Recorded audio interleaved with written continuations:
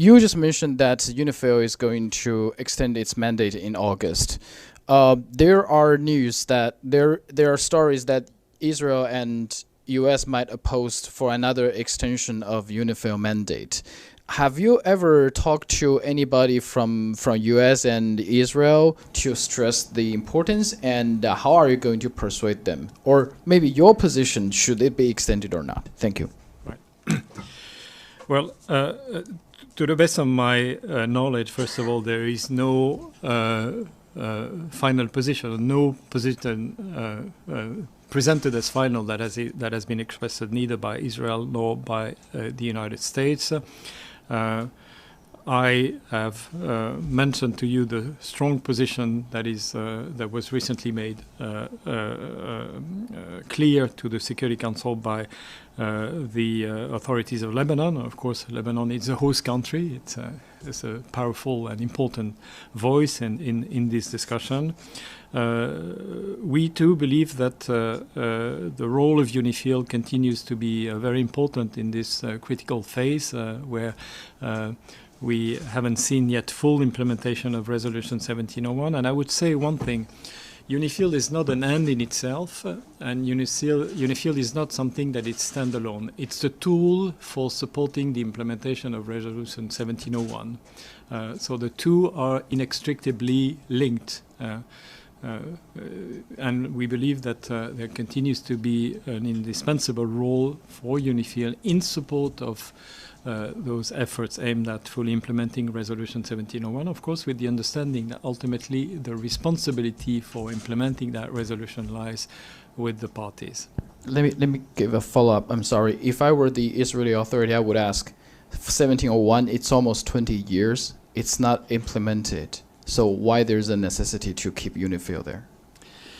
What I would then say, and of course you might ask the question to the Israeli, but to the best of my knowledge, neither Israel nor Lebanon nor any other member state have walked away from their commitment and support to Resolution 1701 as the political platform for a political solution.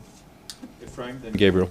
Thank you so much, Monsieur Lacroix. On UNIFIL as well, you spoke of contingency plans.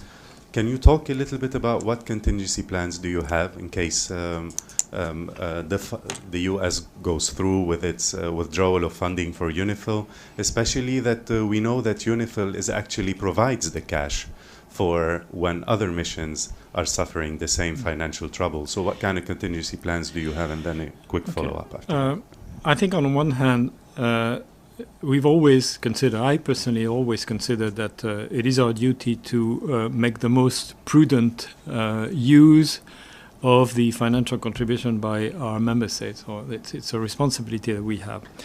On the other hand, we've always expected consistency from the member states. That is, on the one hand, the member states are giving us our mandates, and if they, through the Security Council, give us the mandate, then we expect consistency in the form of payment on time and in full of the financial contribution to peacekeeping. So that would be, of course, our expectations. Now, we all know that we are already, as the rest of the UN, operating under very severe liquidity constraint. There is, let's face it, uncertainty in terms of the extent to which the payment will be received, and therefore it is our duty to work on contingency planning. Now, it is an ongoing work, so there's not much I can tell you right now in terms of the detail, but it's just our duty to make sure that we are prepared for every possible scenario. At the same time, continuing with a strong advocacy, which is what we are doing, and all of us, including the Secretary General, continuous advocacy to all member states in support of peacekeeping, but also in support of payment of contribution to peacekeeping. I can tell you that the Secretary General himself is strongly involved in these efforts with heads of states and heads of government. Sorry, Steph, one quick follow-up. you spoke of the importance of UNIFIL and how critical it is, its role is now in this situation. Can you describe to us, so we understand better, what would happen if UNIFIL leaves the south of Lebanon? Like, what are your concerns? What would happen without UNIFIL, so people can understand? Because we're hearing a lot of catastrophic scenarios right and left. Okay, well, I mean, the easy answer would be hypothetical, but I think I can say a bit more than this. First of all, again, I think that you cannot distinguish or separate Resolution 1701 from UNIFIL. It's a package. When the Security Council adopted Resolution 1701, it created UNIFIL to be an enabler, a tool that aims at supporting the implementation of Resolution 1701. And I, for one, would be very, very worried about the future of Resolution 1701 if there is no UNIFIL on the ground to support the implementation of that resolution, both in terms of the signal that no UNIFIL would mean in terms of the commitment to all parties to Resolution 1701, but also in terms of the practical support that is currently provided by UNIFIL. And I have to say that the interlocutors to whom I spoke, particularly in Lebanon, were concerned, of course, that of course all of this hypothetical, but that they continue to need the presence and the role and the support of UNIFIL for the various tasks that I mentioned, but also to sort of help mitigate and reduce tension that remain quite high in the region, as you know. Gabriel, then Joe, then Stefano. Thank you, Steph. Thank you, Mr. Lacroix. Gabriel Izanda from Al Jazeera English. Just two quick questions on Syria. One is the Security Council, as you mentioned, will be meeting on Monday on UNDOF. I know you don't want to necessarily preview that meeting, but can you give us some sort of sense of what your thinking is going into that meeting on the renewal of the mandate? And then just a quick follow-up on Syria. You said that the interim authorities expressed to you that they are ready to take over security for the whole of the country. What's your assessment on their assessment of that? Right. Thank you.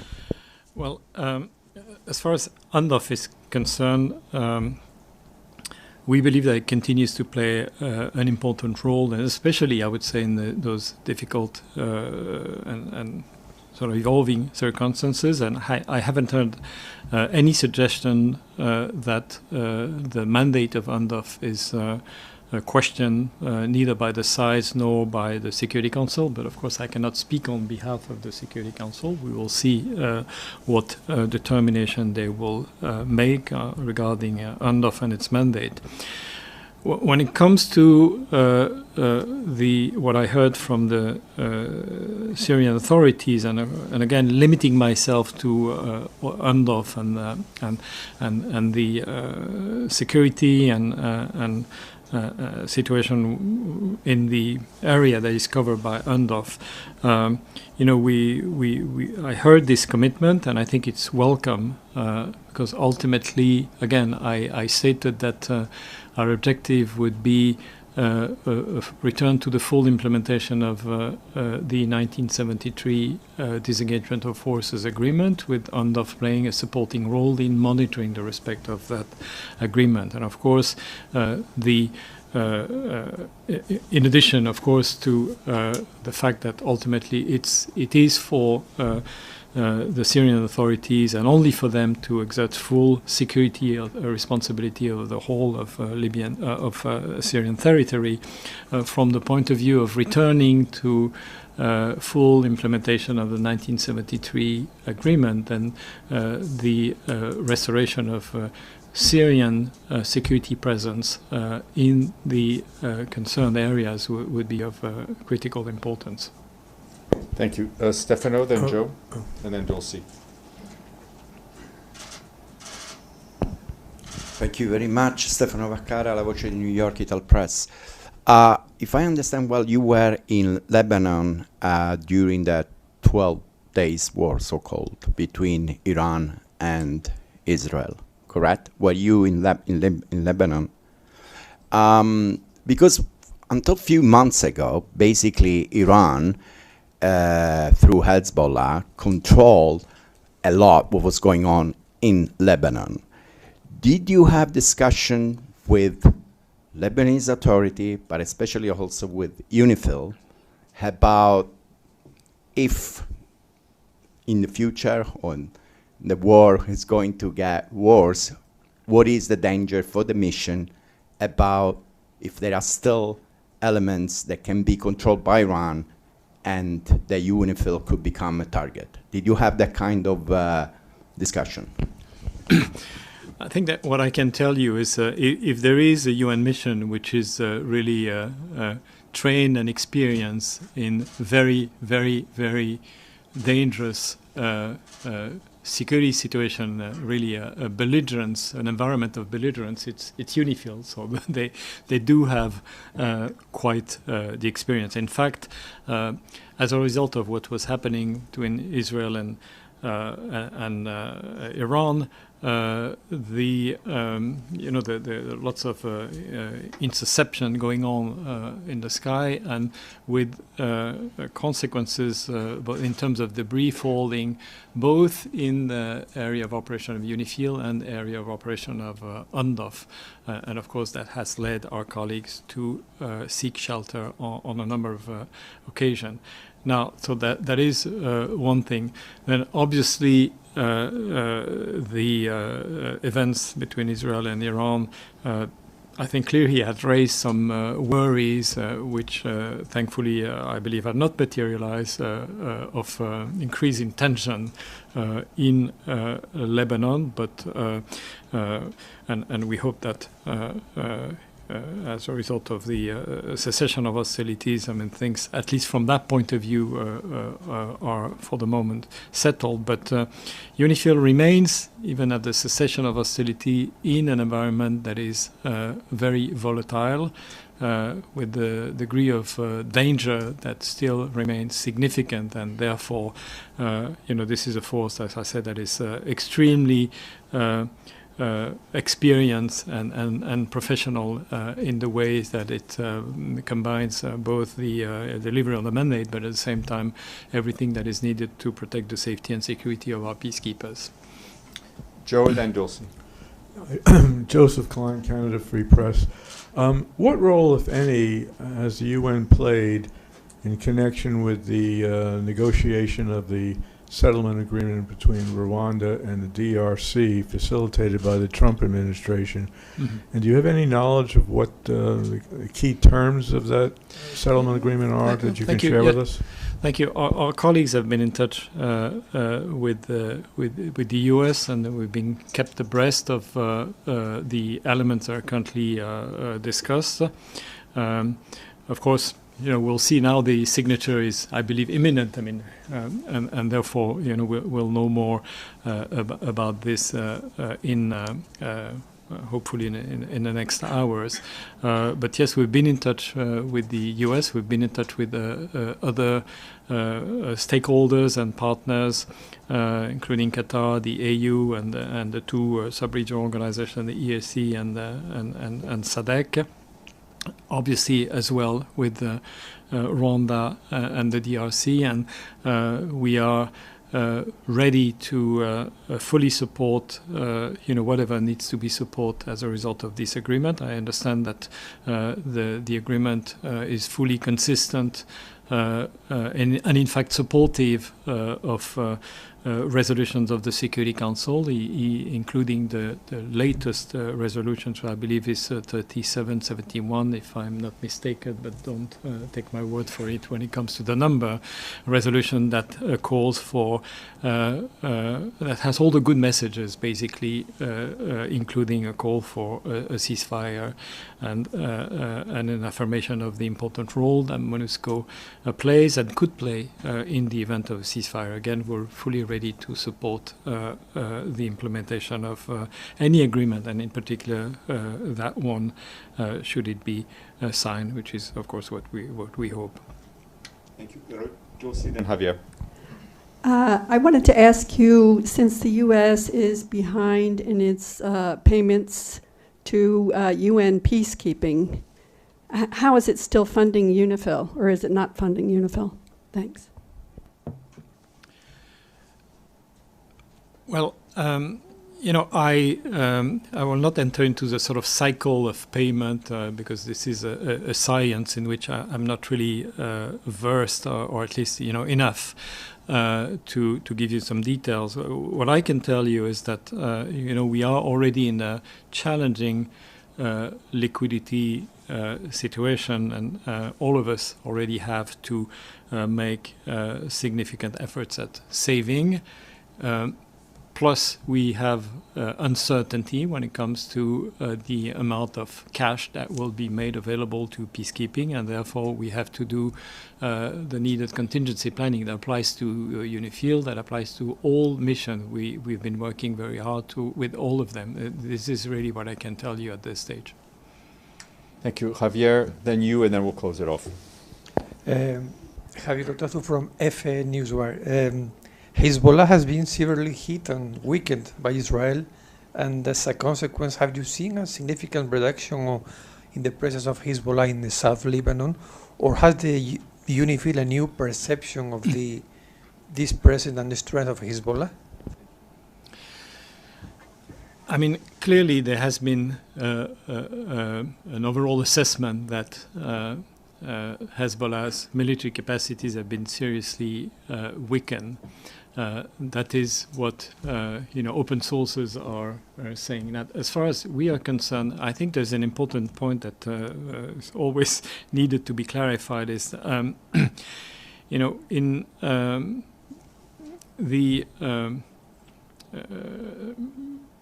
regular sort of incident that Hezbollah had been facing in the past and still faces occasionally, we're dealing with people who do not claim a particular affiliation with a particular group, right?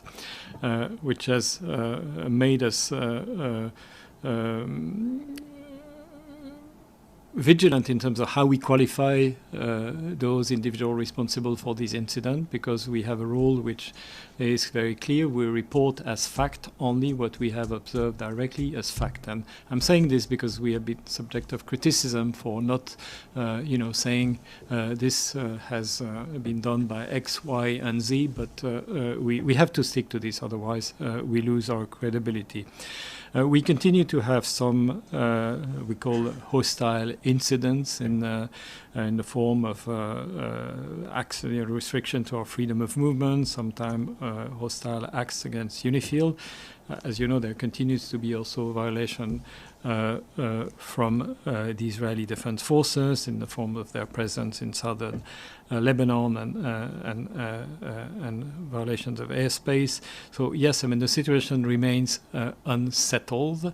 But if you look at the positive side, then there can be also, and there is, a set of conditions that are more propitious for the progress in the implementation of Resolution 1701.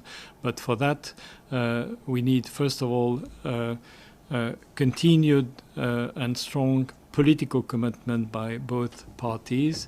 And we also need, I believe, for UNIFIL to be able to continue its supporting work at this critical moment. Thank you. You, and then we'll close it off, please. Thank you for your briefing. My name is Yu from Kyodo News, Japanese news agency. I have two questions. One is the follow-up financial situation.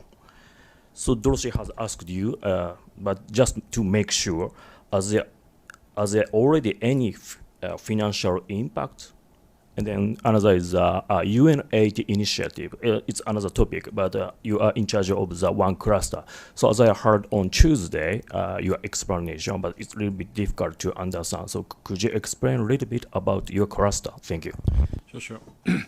Now, we're talking about two different exercises. I mean, the UNAT obviously is the Secretary General Initiative.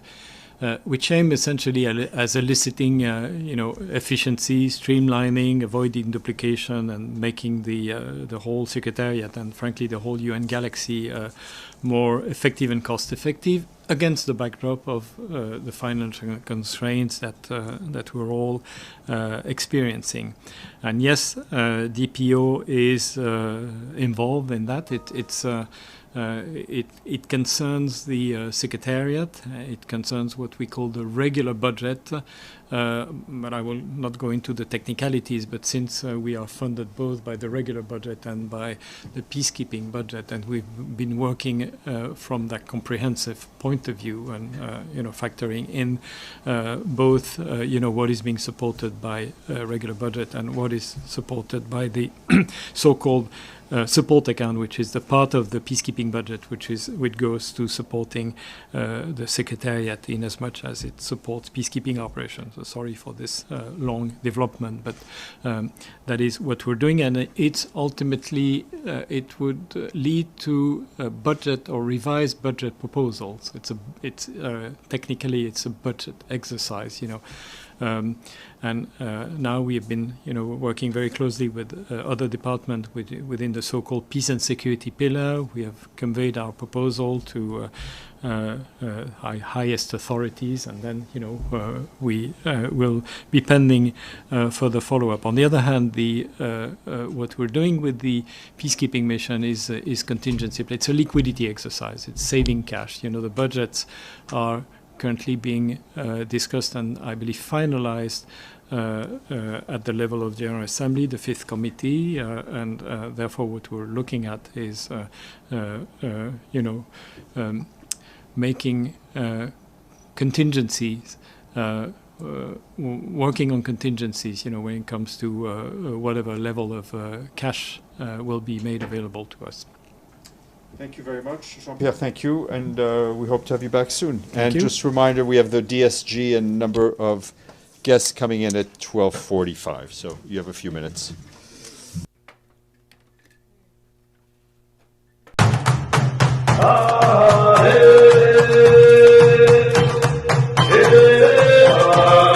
This is Adaka Africa, bringing you the latest. Tell us what you think in the comment. Like and share to friends and family. See you in the next video.